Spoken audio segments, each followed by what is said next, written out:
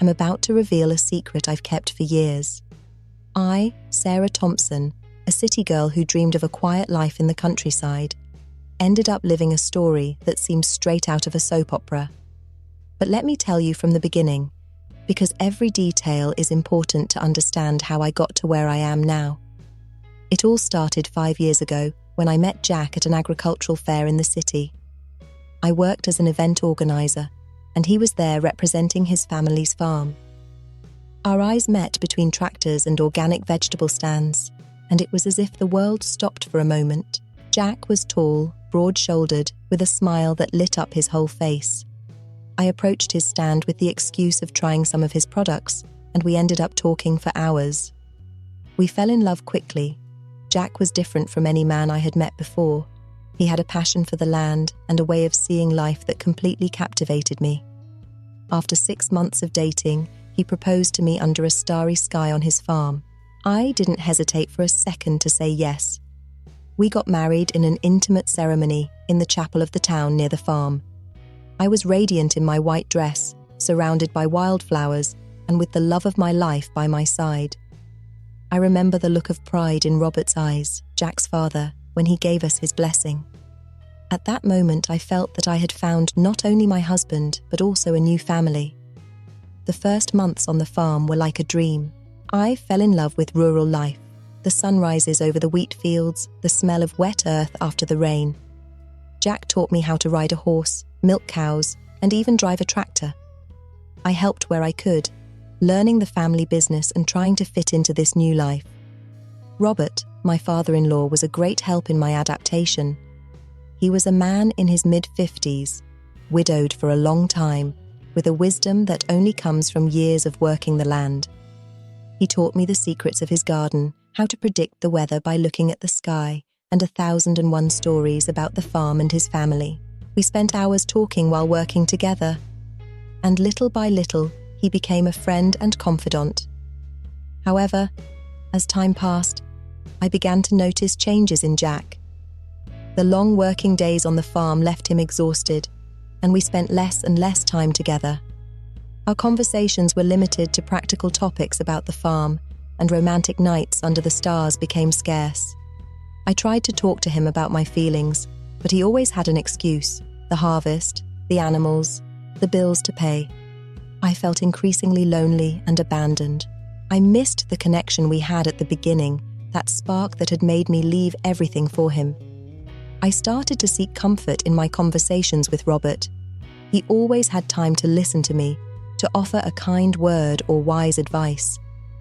I don't know exactly when my feelings for Robert began to change.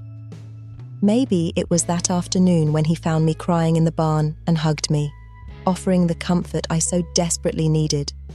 Or perhaps it was during those nights when Jack came home late and we had dinner together, sharing laughs and memories. What I do know is that, little by little, I started to see Robert differently. I felt guilty about these thoughts, but I couldn't help them. Robert was attentive, caring, and made me feel valued. I compared his treatment with Jack's growing indifference, and my heart became increasingly divided. One night, after a particularly heated argument with Jack about his lack of attention, I went out for a walk to clear my head. My steps led me to the old oak tree at the edge of the property, where I used to go to think. To my surprise, Robert was there, contemplating the stars. I sat down beside him in silence, letting the tears run down my cheeks. Without saying a word, Robert put his arm around me, offering the comfort I so desperately needed. I looked up, and our eyes met. I don't know who made the first move, but suddenly we were kissing under the moonlight. It was a kiss laden with conflicting emotions: passion, guilt, desire, and fear. When we separated, we both knew we had crossed a line we shouldn't have crossed. We looked at each other in silence, aware of the gravity of what had just happened. "This is wrong, Sarah," Robert whispered, his voice trembling. "You're my son's wife." "I know," I replied, feeling tears welling up again, "but I can't deny what I feel." That night marked the beginning of a clandestine relationship that would last for months. We met in secret, stealing moments behind Jack's back. Guilt was eating me up inside, but at the same time, the moments with Robert were the only ones where I felt truly alive. Jack remained absorbed in his work, apparently oblivious to what was happening under his own roof. Or so we thought. The truth is that guilt made us careless, and rumours began to circulate among the farm workers. It was Mike, one of the oldest farmhands, who finally decided to talk to Jack. I remember that day as if it were yesterday. I was in the kitchen preparing dinner when I heard the noise of a car arriving at full speed. Jack stormed in, his face contorted and his eyes bloodshot. "Is it true?" he yelled at me, grabbing me by the shoulders. "Is what Mike says true?" I couldn't answer. The words got stuck in my throat as I watched the world we had built crumble before my eyes. My silence was all the confirmation Jack needed. What followed was an explosion of shouting, crying, and recriminations. Robert entered the kitchen, drawn by the commotion, and the situation worsened. Father and son confronted each other, saying things that could never be taken back. I stood there paralyzed, watching as I destroyed not only my marriage but also the relationship between a father and his son. That night, Jack packed his bags and left the farm. He didn't say where he was going, only that he couldn't stay under the same roof as us. I watched him leave with a broken heart, knowing I was responsible for his pain. The following days were a whirlwind of emotions. Robert and I tried to continue our relationship, but the weight of what we had done was too great. Every corner of the farm reminded me of Jack. Every look from the workers was loaded with judgment. I felt trapped in a nightmare from which I couldn't wake up. Finally, after weeks of agony, the divorce papers arrived. Jack had sent them by mail, not even bothering to come in person. I signed with trembling hands, aware that I was putting an end to what had once been the dream of my life. Guilt and shame consumed me. I couldn't look at Robert without thinking about the damage we had caused. Our relationship, which had once been a refuge, now felt like a prison. I realized that, despite my feelings for him, what we had was wrong from the beginning. One morning, I made the most difficult decision of my life. I told Robert I was leaving, that I couldn't stay on the farm. He tried to convince me to stay, that we could overcome this together, but I knew it was impossible. I needed to get away from everything to find myself again. With a broken heart and a suitcase full of remorse, I left behind the farm that had been my home for the last few years. I didn't have a plan. I just knew I needed to escape, to find a place where I could breathe without feeling the weight of my mistakes on my shoulders. For the next year, I traveled aimlessly. I worked in hostels, in cafes, anywhere that would allow me to earn enough to keep moving. Each new city, each new face was an opportunity to forget, if only for a moment, the damage I had caused. But the past has a way of catching up with us, no matter how far we try to run. In every relationship I tried to form, in every connection I tried to establish, the ghost of what I had done stood in the way. I realized I couldn't keep running forever. I needed to face my mistakes, learn from them, and somehow find forgiveness. It was then that I decided to return to my hometown of Oakville, Illinois. The place where I had grown up, where my parents still lived, where the roots of my identity were deeply embedded.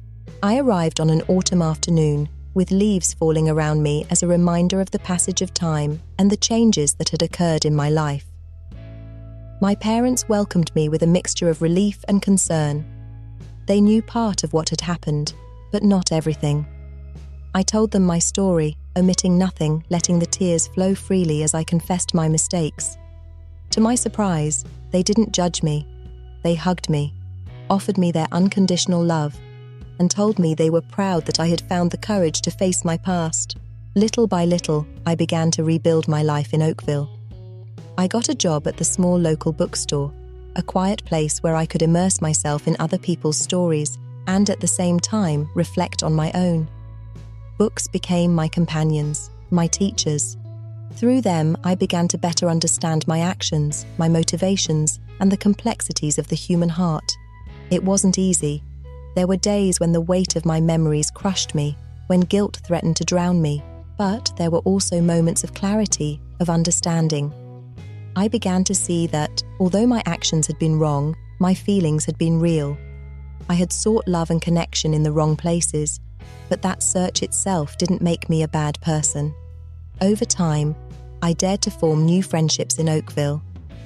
At first, I feared that my past would haunt me, that rumors of what I had done would reach there, but I discovered that most people were more interested in who I was now than in who I had been. Little by little, I began to feel part of a community again.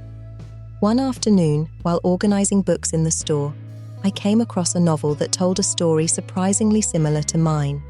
I read it in one sitting, feeling a deep connection with the protagonist. Upon finishing, I made a decision. I would write my own story. I began writing every night, pouring onto paper my experiences, my emotions, my reflections. It wasn't easy to relive certain moments, but I discovered that the act of writing had a cathartic effect. As the words flowed, I felt as if I was freeing myself from a weight I had carried for too long. As I wrote, I also began to wonder about Jack and Robert. What had become of them? Had they managed to reconcile? Curiosity and the need to close that chapter of my life led me to make another difficult decision. I would contact them. First, I wrote to Jack. The letter took me days to finish. I wanted to express my sincere regret, ask for forgiveness without excusing myself, and at the same time, not reopen old wounds. Finally, I sent it, not knowing if I would get a response. To my surprise, Jack responded. His letter was brief but kind. He told me he had left the farm, that he now lived in the city and worked as an agricultural engineer. He had found a new partner and was trying to rebuild his life. His words weren't full of forgiveness, but neither were they full of resentment. He wished me the best and thanked me for having the courage to contact him. Contacting Robert was even more difficult. Part of me feared that my feelings for him might resurface, but I knew I needed this conversation to be able to move forward. I wrote him an email asking if we could talk on the phone. The call was intense and emotional. Robert told me he had sold the farm shortly after I left. He couldn't bear to live there with all the memories. He had moved to a coastal town where he now worked as an agricultural consultant. He told me he had tried to reconcile with Jack, but the relationship between them was still strained. We talked for hours, remembering the good and the bad, crying and laughing at times. In the end, we both recognized that what we had was a mistake, but also that it had been real. We said goodbye with a mixture of sadness and relief, knowing that this was the true end of our story. These conversations, although difficult, helped me close an important chapter in my life. I realized that, although I couldn't change the past, I could learn from it and use it to build a better future. I continued writing my story, now with a new perspective. It was no longer just a tale of betrayal and guilt, but also of growth and redemption. As the pages accumulated, I felt I was creating more than just a book. I was creating a testimony of my personal journey, a guide for others who might find themselves in similar situations. One day, while walking through the town park, I ran into Emily, an old school friend. We caught up, and when I told her I was writing a book, she seemed genuinely interested. Emily worked as an editor at a small local publishing house and encouraged me to send her my manuscript when I finished. Months of hard work, rewrites, and revisions passed. Each word was carefully chosen, each scene meticulously constructed. Finally, with my heart in my throat, I sent the manuscript to Emily. The weeks of waiting were agonizing. I wondered if I had done the right thing by exposing my story in that way. What if people judged me? What if Jack or Robert found out and felt betrayed again? When Emily called to tell me they wanted to publish my book, I felt a mixture of euphoria and terror. It was a dream come true, but it also meant that my story, with all its imperfections and mistakes, would be out there for the world to see. The publication process was an emotional roller coaster. Each stage, from editing to cover design, made me relive different aspects of my experience. But I also realized that, with each step, I felt lighter, more at peace with myself.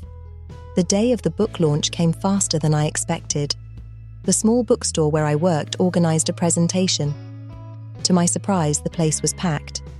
There were familiar faces, my parents, friends from Oakville, even some regular customers from the bookstore. But there were also new faces, people who had read about the event and were intrigued by the story. As I read an excerpt from the book, I felt something change inside me. I was no longer the scared and guilt-ridden woman who had returned to Oakville a few years ago. I was someone who had faced her demons, who had found the strength to tell her truth. The questions from the audience were varied. Some people wanted to know more about the details of the story. Others were interested in the writing process. But the question that impacted me the most came from a young woman in the back. "How did you find the strength to forgive yourself?" she asked with a trembling voice. I took a moment before answering, aware that my response could be important, not only for her, but for many others in the room. "Forgiveness," I began, "is not something that happens overnight. It's a process, a journey.